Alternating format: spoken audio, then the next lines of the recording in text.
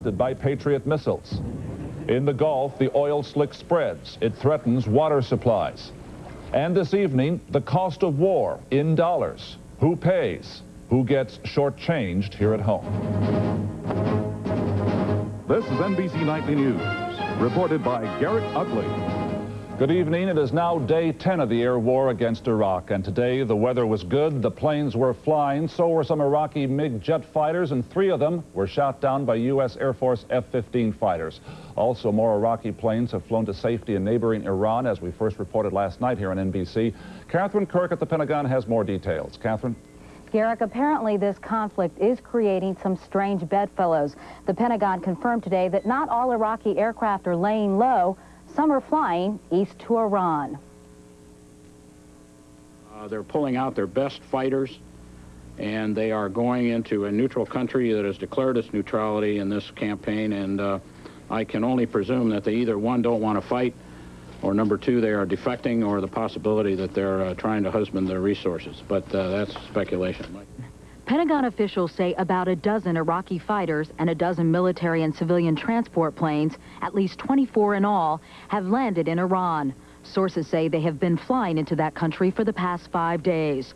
The fact that Iran, Iraq's longtime enemy, is allowing this has baffled even high-ranking intelligence officials.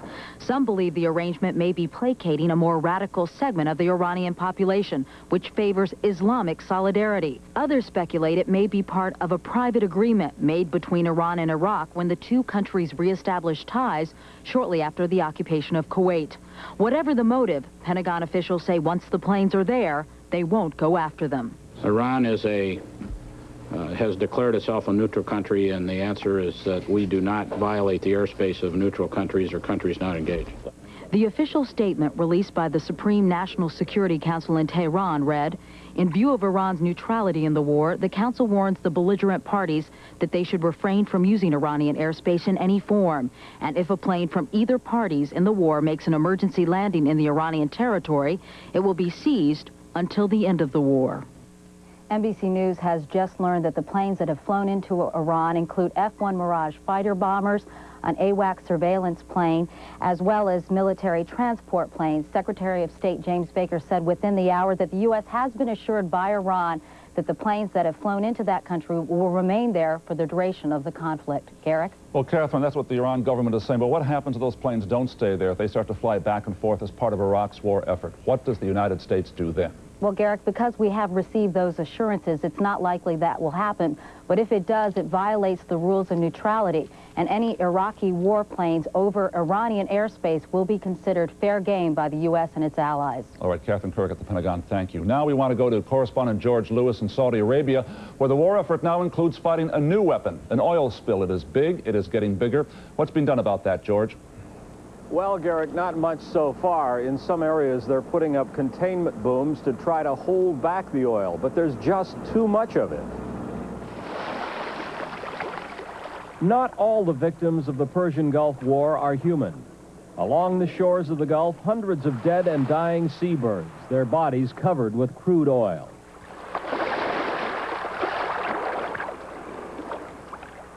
The Allies say the slick was deliberately created by Saddam Hussein's army when the troops opened the valves at Kuwait's main oil terminal and aboard 5 tankers moored nearby. In the distance, a burning tanker hit by Allied airstrikes sits in the Gulf, and the Pentagon says part of the slick itself is burning. Our latest information is that part of the oil slick around the terminal is on fire. Early this morning, the fire was bigger than it appears to be now. In the past several hours, it's been getting a little bit smaller. The slick has spread south from the terminal, growing in size. Latest reports say it is at least 30 miles long and 8 miles wide. Oil experts say not much can be done to contain it. So what you see is a picture of a great disaster, and therefore we think this oil is going to last quite a long time. The White House has dispatched a U.S. government team to see if there is a way of minimizing the oil damage. Some of Saudi Arabia's drinking water, processed through desalinization plants, comes from the Gulf. The oil could shut down those plants. The Gulf fishing industry, already disrupted by the war, could now be ruined. The U.S. Navy and Marines have practiced for a possible amphibious assault against Kuwait. They say if Saddam Hussein is trying to undermine U.S. military plans with the oil spill, he has made a big mistake. The big question now is how to stop the oil flow being pumped out of that Kuwaiti terminal. One way to do that would be to bomb the pumping station. And tonight, U.S. and British military sources are telling NBC News that's exactly what the Allies have in mind. Garrick? George Lewis in Saudi Arabia, thank you. And as we cover the news of the war this day, we'll go next on site. Martin Fletcher will show us what it is like to live under a Scud missile attack. How you doing? How you doing? What's happening? Put the mask on? Roger just can't stop talking about the terrific taste of new Arm & Hammer Dental Care Gel. Right, Roger? Mm-hmm. It has the cool taste of freshly picked mint, doesn't it, Roger? Mm-hmm. And it has the baking soda our dentist recommended. We'll never go back to our old gel, will we, Roger? Mm-mm. Mm-mm. New Arm & Hammer Dental Care Gel or paste from the baking soda experts. Anything else you'd like to add, Roger? Mm-mm. Mm-mm. The same medicine found in the prescription drug Motrin. Same as in Motrin, in non-prescription strength. If you want the same medicine found in prescription Motrin, wouldn't it just be simpler to ask for Motrin IB? Non-prescription strength Motrin IB. Accept no alternatives. Did you hear? Kraft Touch-A-Butter spread now comes in sticks, so your baking and cooking can have that genuine buttery taste. New Kraft Touch-A-Butter sticks are made with creamy butter. A touch of real butter makes a real difference.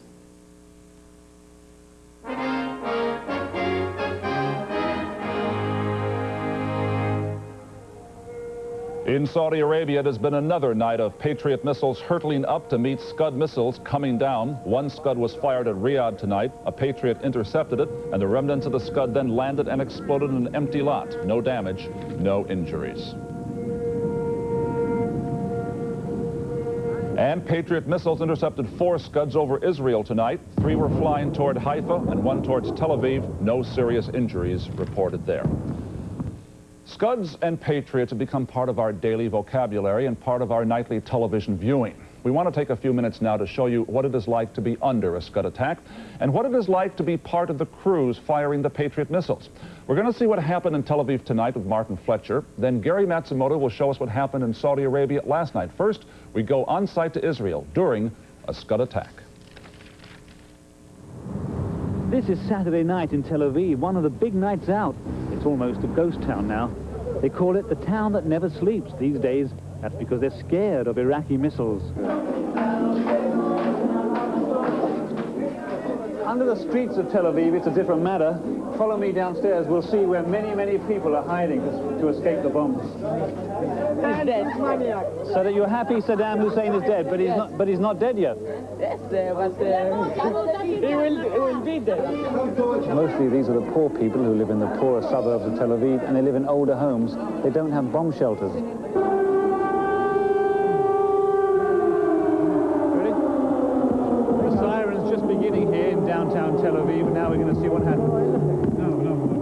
Let's go into that shop over there. There's some people in the shop. So you come in? Thank you. You're welcome. How you doing? How you doing? What's happening? Put the mask on. Okay, try to breathe now.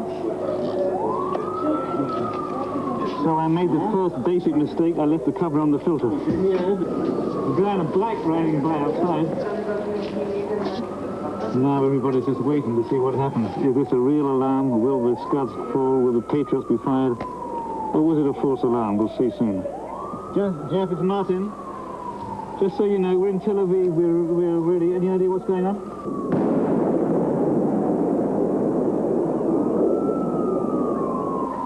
There, Scud. Okay, we've seen the Scud. We've seen a Patriot being fired.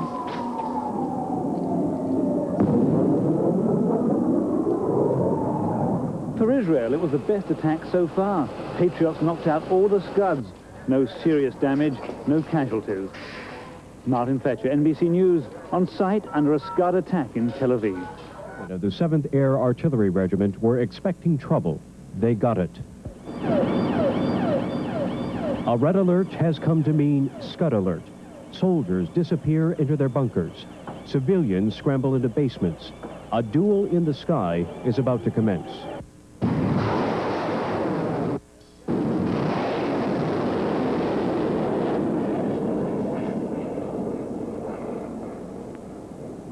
The opponents, a Patriot and a Scud. Even their names make it sound like a mismatch. Two Patriots now in hot pursuit. An explosive encounter above the clouds, remnants of the Scud plummeting down in flames. Few of the soldiers in this Patriot battalion have ever seen one of their own Scud kills with a naked eye.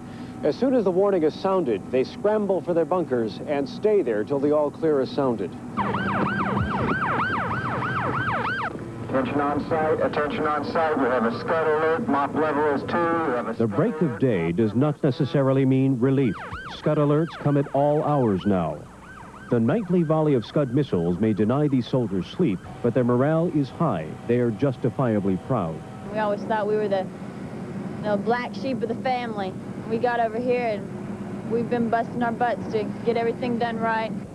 The 24-hour vigil of the missile batteries and their crews vital to Operation Desert Storm. For both, the name Patriot seems fitting. Gary Matsumoto with the 7th Air Artillery Regiment, Saudi Arabia.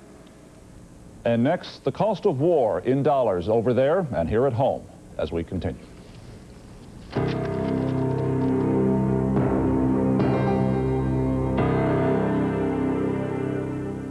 Flu update. The Centers for Disease Control report. 3 highly contagious flu strains, and they're spreading unchecked. Millions will be stricken. What will you do? Doctors recommend Theraflu. Theraflu is hot liquid medicine. Strong therapy for flu symptoms. Hot liquid therapy that works fast. What will you do when you get the flu? Doctors recommend Theraflu. Strong therapy for flu symptoms. America, you've been making a big fat mistake. You've been cooking wholesome food like this in butter. You've been cooking it in margarine. You've been cooking it in oil. Use all-natural Pam cooking spray instead. You can save 90% of the fat and calories in those things. No mistake about it. Pam, because how you cook is as important as what you cook. Sweetheart, I've got 2 surprises. Honey Nut Cheerios is made with nutritious whole grain oats, and I wrecked a car. What? Whole grain oats? Wow. Honey Nut Cheerios, surprisingly nutritious. I'm gonna go buy some more. Taxi? I swim, I jog. I love junk food. Sometimes even I get constipation. When it happens to you, X-Lax pills give you a choice. Extra gentle for a little help, regular for a little more. X-Lax, for regular people who sometimes aren't. On Focus this evening, the costs of war. Not in lives, which of course cannot be measured, but in dollars, which can be. There have been estimates that the war in the Persian Gulf is costing more than $500 million a day. A cruise missile, for example, costs more than $1 million each. Part of the money is coming from our allies overseas, but most of the bill is being paid by the American taxpayer right here at home. And there are many who are saying that that money could and should be spent on problems here at home. Henry Champ joins us from Washington tonight. Good evening, Henry. What have you found? Good evening, Garrick. There was some good news this week. Our allies promising more money, raising their Gulf contributions to better than $30 billion. But that is still not enough to silence critics insisting America's contributions are too large. There was no better forum for that concern than the Conferences of Mayors meeting that was held this week in Washington. We ask American families to send their loved ones to war and to risk life and limb, but are we willing to provide adequate health care for those families left behind? It's hard to convince the nation's mayors their already strapped budgets aren't going to get worse because of Gulf costs. There have been Scud missiles that have been landing in American cities for a number of years, and they've landed in the area of increased poverty, lack of hope and opportunity for young people in our communities, in our cities all across the country. Groaning under an already enormous national deficit of $300 billion, the country's cities have lost nearly 65% of their federal funds during the last decade. City leaders say their war, the war on drugs, is going badly. Housing needs, education costs, health care, and the rebuilding of a crumbling infrastructure are all falling behind because there is no money. In Congress, those who had counted on spending the peace dividend see years of Gulf War debt instead. I don't want us to win the war and lose America.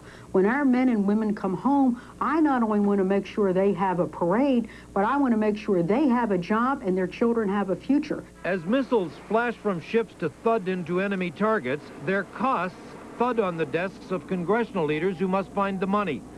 And despite this week's foreign contributions, our allies are still seen as delinquent. If the result is that 95% of the military burden and 95% of the costs fall on the United States, then I'm afraid that the New World Order is more myth than reality. War estimates are hard to determine, going as high as $100 billion.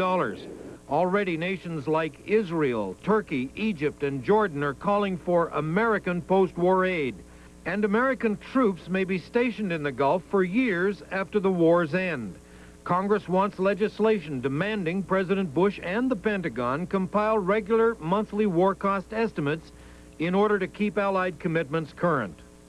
It just can't be America paying the whole way. That may have been good right after World War II when we were the only Western power standing. But what was good in 1950 is not good in 1990. That feeling is going to get a thorough airing next week when Congress meets after the President's State of the Union address on Tuesday. The President does enjoy congressional support for the war effort, but a growing majority of members are unwilling to mortgage America's future to pay for it. Garrick? Henry, we have some late news this evening. We've just learned that Saudi Arabia has now pledged another $13.5 billion to the kitty, so to speak. How would the United States like to see this war burden apportioned among the various countries? Who pays what? Well, the State Department has a formula. It's not necessarily agreed to by all concerned, but essentially Japan and Germany and industrial states would pay 20%. 60% would come from Saudi Arabia, Kuwait, and the Gulf states, and the United States would pay for 20%. Henry Champ in Washington, thank you very much. And we'll have more news, including a big question mark hanging over next month's Bush-Gorbachev summit meeting as we continue. The Quaker Man brings a delicious surprise. Surprise! Quaker Oat Squares. You're going to love them from square one. Surprise! Love that crunch. Surprise! Love the toasty taste. Love the touch of brown sugar. Surprise! Last one in the bowl, and it's still crunching. I love it. Quaker Oat Squares. Surprise! You're going to love them from square one. I won't find a better deal with anybody else. Yeah, well, we'll give it serious thought. Okay, I'll give you a call Monday. This is my husband, Jack. He's a salesman.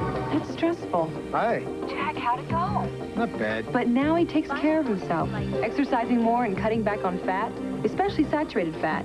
That's why I switched to Puritan oil. It's 94% saturated fat-free, better than any other kind of oil. Jack's never felt better, and we've never felt better together. Puritan, make it your oil for life. Once a year, the automotive world holds its breath awaiting the announcement of its most prestigious award.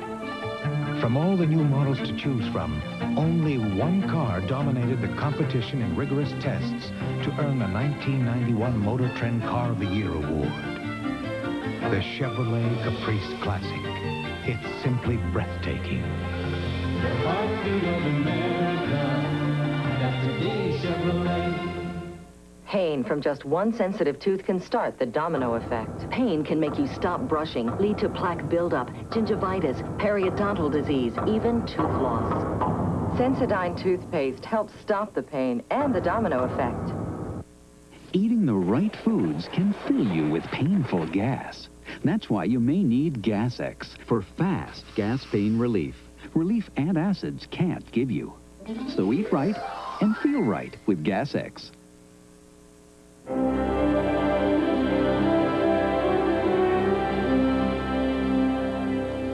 Thousands of people rallied against the war today here in the United States and abroad. In Bonn, Germany, there was the largest anti-war protest since the Gulf War began, estimated at as many as 150,000 people. Many demonstrators there said they were not anti-American, merely pro-peace. In Washington, a big march to protest the war and a smaller crowd supporting the war effort. The protesters blocked traffic for several hours before marching from the Capitol to the White House. The organizers, the National Campaign for Peace in the Middle East, had expected about 75,000 people for the march. Police in Washington estimated the number today at just about that. The war in the Persian Gulf has so far, as we all know, been almost entirely an air war. And part of that air war involves keeping the fighters and bombers refueled even in midair.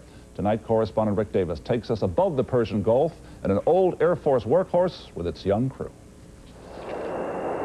Captain Dan Soltis inspects his KC-135, preparing for the 9th mission since the outbreak of war. The KC-135 is a flying filling station designed over 35 years ago. I've got a ride up there, Ace. Yeah. The Stratotankers refuel fighters and bombers near the Iraqi border. Some planes must refuel going in to attack and coming out. Standby, pilot. Can you take this from me for a minute? Navigator Mike Grimes gets word that F-15s are waiting for fuel at the border. During the most critical part of this mission, the success of this $20 million airplane and the fate of the $40 million F-15s and their pilots depend upon the steady hand of a 20-year-old from Orlando, Florida. This is Airman First Class J.D. Harston. He is tucked low in the belly of the KC-135, operating the boom, carrying the fuel, the lifeblood of the F-15s.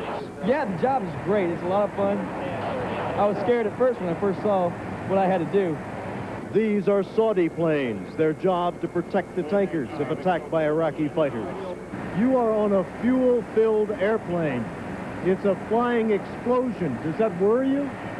Not really, because we have a lot of fighter caps out there protecting us. Plus, we also have the AWACS out there keeping an eye on us, telling us if an enemy aircraft is approaching. And if he gets too close, then we can always turn and run away from him, and he'll never catch us. 4 planes refueled. The tanker heads back for its base. You and a lot of young men are facing death up here in this sky and down on the ground. Does that worry you? Yeah, I'm sure it worries everybody, but like I said, I don't think about it too much. The biggest scare I have is the scuds being on the ground. I'd rather be in the air all the time than be on the ground. A lot of pilots don't know who J.D. Harston is. They should. Rick Davis in Saudi Arabia. Aside from the war in the Gulf, the most important story we've been following these days is what's happening in the Soviet Union and what may be happening to Soviet-American relations, especially next month's summit meeting between Presidents Bush and Gorbachev. President Gorbachev's new foreign minister, Alexander Besvertnik, came to Washington today. He met with Secretary of State Baker. The Bush administration is unhappy about the Soviet crackdown in Lithuania and in Latvia, and administration officials say it is likely that the February 11th summit meeting will be postponed. Is that the case? And with more news in just a moment. I don't know. I think it's really important that they're still having the Super Bowl and they're still carrying it on because it's a symbol of America and it's symbols of America's strength. What can a Pitney Bowes mailing system do for your business? Watch this.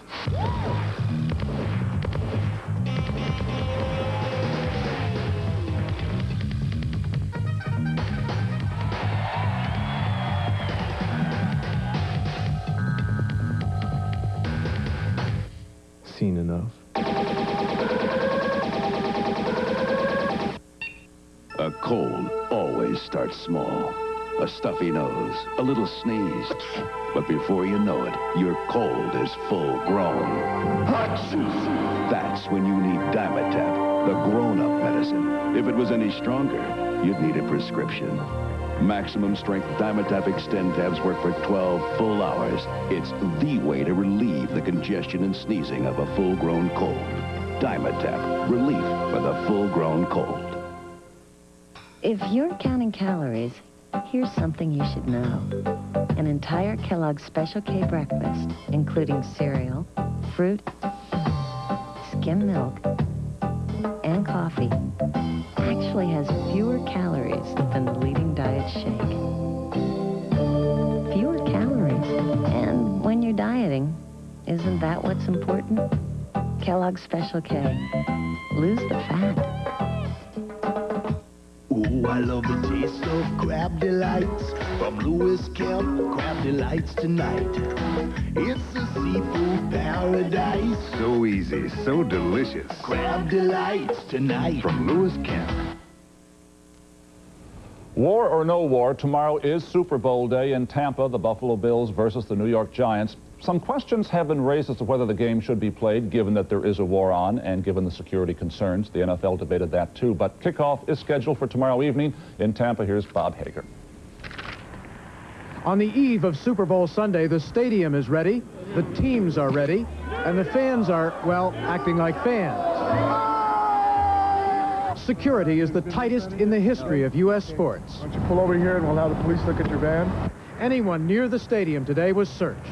Tomorrow's tickets are imprinted with a 3D hologram with a sparkle that appears as the ticket is moved. That's to ensure only legitimate ticket holders get in. Fans insist it's right to play the game. Ernie Kinney from California. We just don't stop for Saddam Hussein or anyone else, and I'm proud we're going ahead. Barb Bell from Tampa. Guys over there are probably looking forward to it more than we are. Give them a football game. Far away in Saudi Arabia today, U.S. forces agreed. We'll enjoy watching it over here, and if the game were stopped because of the war, in some ways we'd feel that that Saddam Hussein had one point somehow in stopping our way of life. I mean, we wouldn't cancel Christmas because something was going on, and the Super Bowl is a tradition. You just can't cancel it. Most of all, the National Football League wants the game to go smoothly. $45 million in television advertising is at stake. In reality, officials here believe it would be very difficult to disrupt this game from inside the stadium because of the tight security. What they're more afraid of is that Saddam might, to capture American attention, launch some big missile attack overseas in the Persian Gulf, time to go with the playing of the game. Garrett? Well, Bob, if that kind of an incident does occur in the Gulf, what happens to the game? NFL Commissioner Paul Tagliabue would make that decision in heavy consultation with officials responsible for televising the event, because that's what it's all about. In the event that ever did happen, they'd play it the following week. All right, Bob Hager in Tampa, thank you.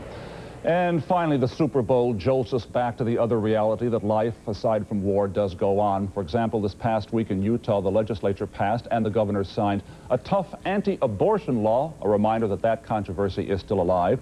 This past week, the Secretary of the Treasury said that the program to bail out the failed S&Ls is going to run out of money soon. Billions more are needed. Guess where they will come from? And tonight, the New York State Lottery will have its drawing about midnight. The prize money will be over $90 million, perhaps $100 million, the third highest in American history. As we said, life goes on. Well, that is our look at our world on this day. I hope you'll join us tomorrow morning for Sunday Today and Meet the Press. Our guest will be Secretary of Defense Dick Cheney and FBI Director William Sessions. And of course, we'll be here again tomorrow evening with NBC Nightly News. I'm Garrett Utley. Good night for all of us here at NBC News.